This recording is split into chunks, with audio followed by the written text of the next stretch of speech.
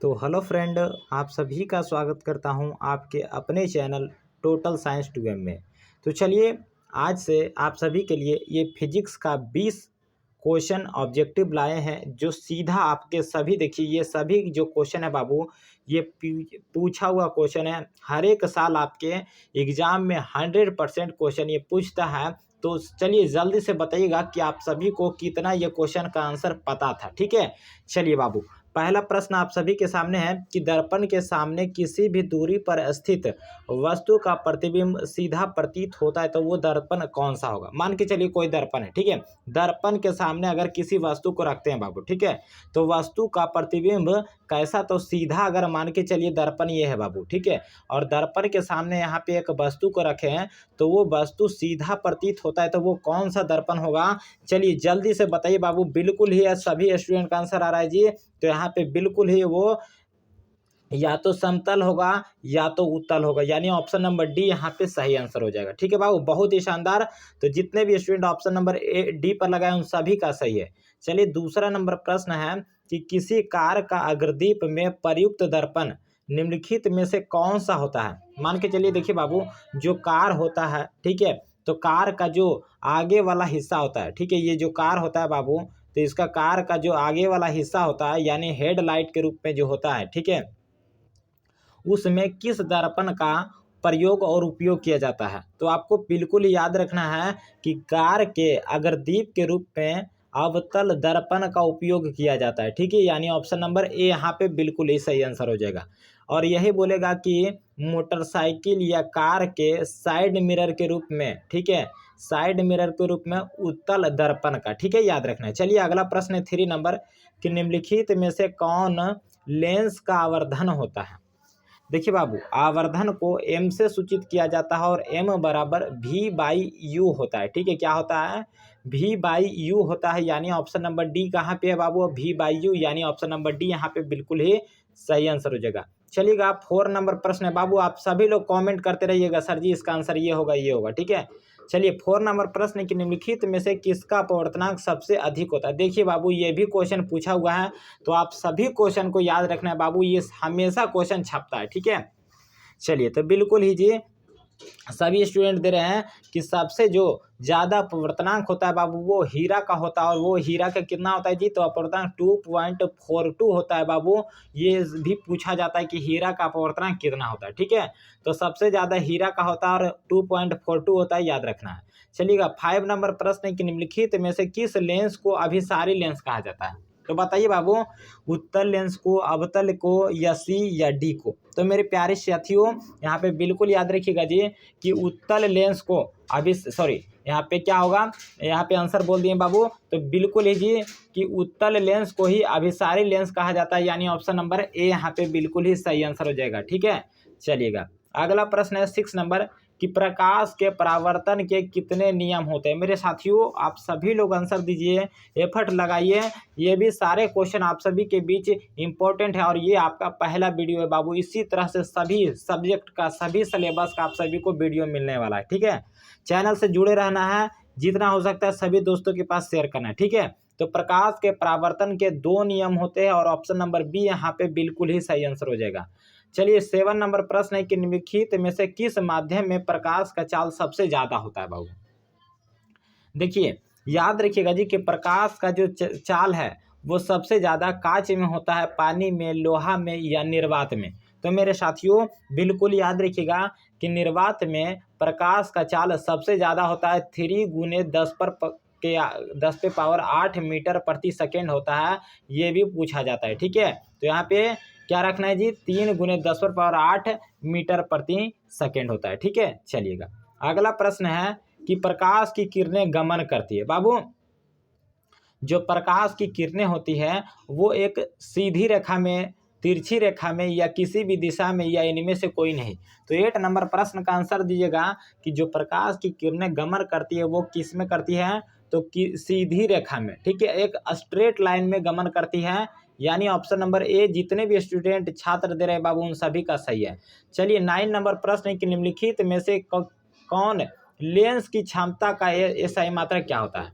देखिए याद रखिएगा कि लेंस की क्षमता का एसआई मात्रक डायोप्टर होता है। यहाँ पे ऑप्शन नंबर सी यहाँ पे बिल्कुल ही राइट आंसर होगा। और यहाँ पे है जी वाट किसका होता है बाबू, तो इसको भी बता देते हैं। वाट शक्ति का एसआई मात्रक होता है। जूल किसका होता है बाबू, तो कार्य का एसआई मात्रक जूल होता है। सभी प्रश्न को याद रखना है। चलिए अगला प्रश्न कि दर्पण का सूत्र, दर्पण सूत्र क्या होता है मेरे साथियों, बताइए बाबू। ठीक है, तो देखिए दर्पण फॉर्मूला को डायरेक्ट आपको याद रखना है। 1/v 1 + 1/u बराबर 1/f को ही यही दर्पण फार्मूला होता है। और ये किस में है जी, तो ऑप्शन नंबर ए में है मेरे साथियों। ऑप्शन नंबर ए जितने भी स्टूडेंट दे रहे हैं उन सभी का सही आंसर है।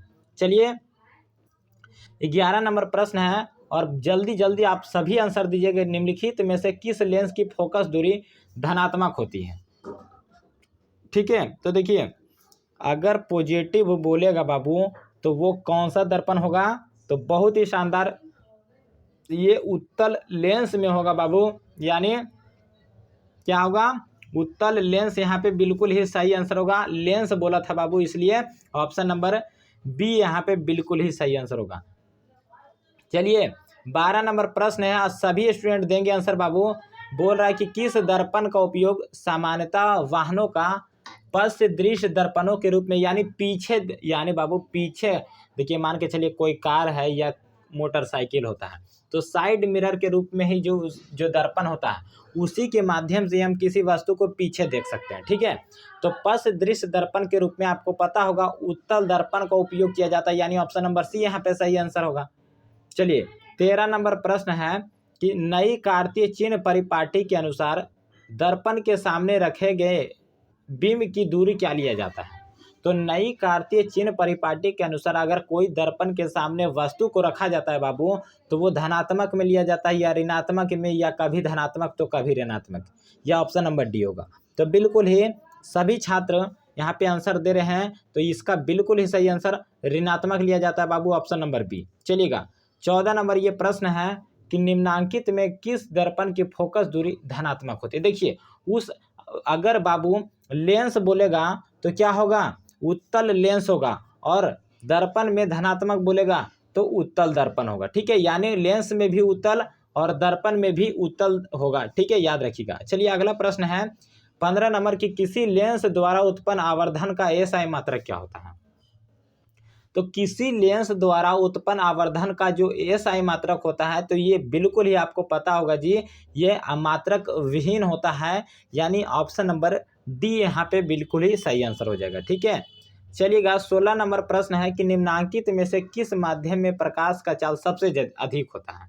तो अभी हम बताए थे कि अगर निर्वात रहेगा बाबू तो सबसे ज़्यादा निर्वात में होता है, और उसके बाद बोलेगा उससे कम होता है जो तो हवा में। ठीक है, उससे कम बोलेगा तो हवा में होता है बाबू, ऑप्शन नंबर ए यहाँ सही आंसर होगा। एक मिनट,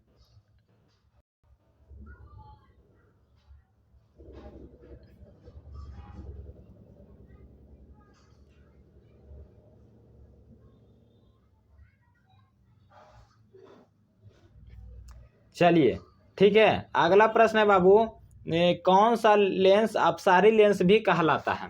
यानी हम लोग किस लेंस को अपसारी लेंस कहते हैं बाबू, कुछ देरी पहले ही आप सभी को बताए थे तो आंसर दीजिए। ठीक है, तो यहाँ पे बिल्कुल ही अवतल लेंस को अपसारी लेंस भी कहा जाता है, यानी ऑप्शन नंबर ए यहाँ पे सही आंसर होगा। चलिए 18 नंबर प्रश्न है कि दंत विशेषज्ञ यानी जो दांत का डॉक्टर होता है बाबू, वो मरीजों के दांतों का बड़ा प्रतिबिंब देखने के लिए वो किस दर्पण का उपयोग और प्रयोग करता है। समतल दर्पण का, अवतल का, उत्तल का, या इनमें से सभी दर्पण को। तो देखिए बाबू वो सभी प्रकार के दर्पण का नहीं उपयोग करता है जी, ना तो समतल का करता है ना तो उत्तल का। वो जब भी करता है तो अगर बड़ा प्रतिबिंब देखना है तो आपको पता है कि बड़ा दर्पण, बड़ा प्रतिबिंब अवतल दर्पण में बनता है, इसलिए ऑप्शन नंबर बी यहाँ पे सही आंसर होने वाला है। ठीक है, चलिएगा 19 नंबर प्रश्न कि गोलीय दर्पण के परावर्तक पृष्ठ की वृत्ताकार सीमा रेखा का व्यास क्या कहलाता है साथियों। तो यहाँ पे क्या होगा, मुख्य फोकस, वक्रता त्रिज्या, प्रधान अक्ष, या गोलीय दर्पण का द्वारक। तो यहाँ पे 19 नंबर का बिल्कुल ही जी क्या होगा, गोलीय दर्पण का द्वारक होगा, ऑप्शन नंबर डी यहाँ पे सही आंसर होगा। चलिए 20 नंबर प्रश्न है कि एक उत्तल लेंस की क्षमता 1 डायोप्टर है तो उस लेंस की फोकस दूरी क्या होगी। देखिए बाबू, बोले थे कि उत्तल लेंस को जो होती है दूरी लिया जाता है वो पॉजिटिव लिया जाता है, तो निगेटिव वाला ऑप्शन यहाँ पे कैंसिल कर देंगे।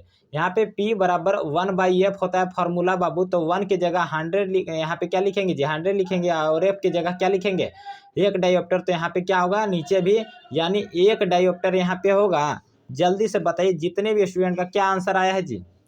यहाँ पे 100 सेंटीमीटर आ रहा है, उन सभी का बिल्कुल देखिए एक बराबर। फोकस दूरी कितना है जी, यहाँ पे फोकस दूरी पूछा है, ठीक है। तो यहाँ पर से क्या होगा, एक के जगह 100 लिखना और नीचे 1 ही रहना है जी। तो 100 को जब एक के साथ भागा करेंगे तो 100 ही आएगा बाबू, यानी ऑप्शन नंबर सी यहाँ पे सही आंसर हो जाएगा, ठीक है। चलिए 21 नंबर प्रश्न है बाबू, और 21 की किसी शब्दकोश के छोटे छोटे अक्षरों को पढ़ने के लिए आप कौन सा लेंस पसंद करेंगे। अगर मान के चलिए बाबू डायरी है आपके पास, ठीक है, तो उसमें जो छोटा छोटा अक्षर होता है उसको आपको पढ़ने के लिए कौन सा लेंस का उपयोग करेंगे। 5 सेंटीमीटर फोकस दूरी का एक अवतल लेंस का, या 5 सेंटीमीटर फोकस दूरी का एक उत्तल लेंस का, या 50 सेंटीमीटर फोकस दूरी का एक अवतल लेंस का, या 50 सेंटीमीटर फोकस दूरी का एक उत्तल लेंस का। तो 21 नंबर प्रश्न का आंसर आप सभी को कमेंट बॉक्स में देना है, और देखते हैं कि कितने स्टूडेंट यहाँ पे सही आंसर दे पाएंगे। चलिए फिर मिलेंगे बाबू अगला वीडियो में, तब तक के लिए धन्यवाद। जय हिंद, जय भारत।